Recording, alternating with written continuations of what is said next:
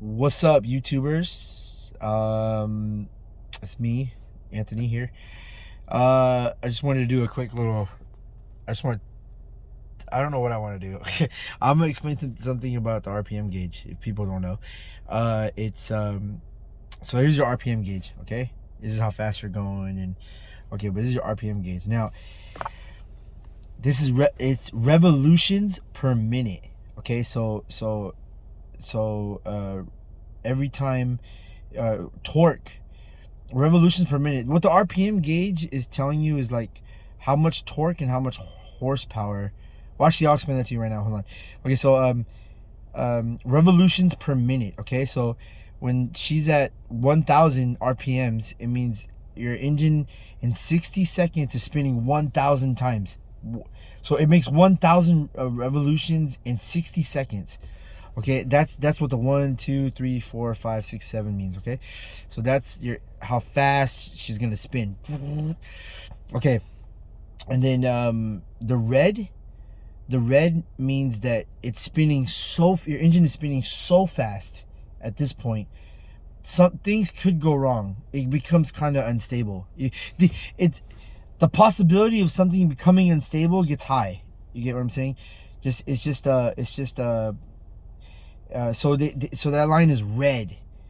Tells you to either shift or either shift before you get there or try to don't stay on there for too long, because it's just gonna become a little bit unstable. Your engine spinning so fast. Now this is a Mazda CX-5, right? So this is 190 pounds of torque and 190 horsepower. So torque is the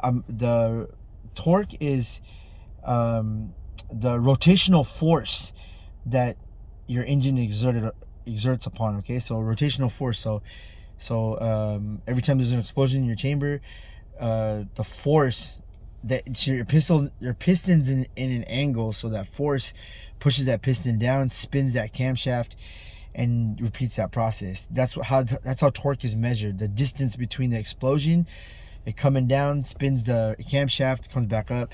Okay, that's why I call it like pounds-feet per torque. So this is like 187 pound-feet of torque and 187 horsepower.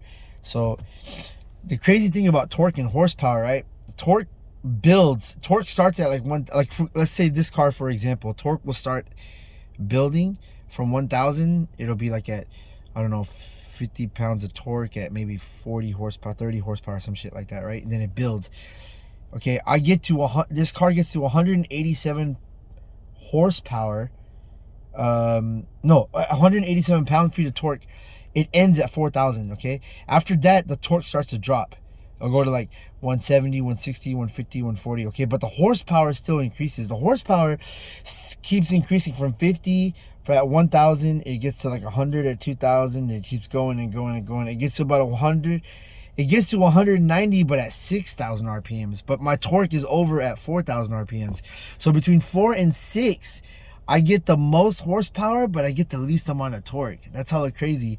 I think that goes for like every car, but yeah, I thought that was a cool fact that I read on that I thought I could share. I don't know, that your torque actually builds. Some cars like V8s, they have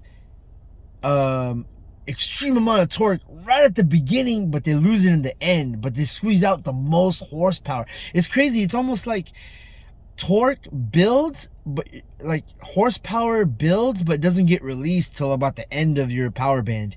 My power band for this car is like 4,000 to 6,000, but it seems like you get the most amount of horsepower at your end of your power band, between 4,000 and 6,000 RPMs. That's where you get most of your horsepower. But your torque is already over at that point. You're just squeezing out all the horsepower. That's why when they say when you race, you want to rev all the way to 6, because you squeeze out all that horsepower right before you shift, you know? So it's pretty cool. It's pretty neat. It's pretty crazy. I just thought like that. I think that's like a bizarre kind of fact, how your torque builds, but your torque is actually dropping, but your horsepower is increasing at the end. That's hella crazy. But yeah, anyway, all right.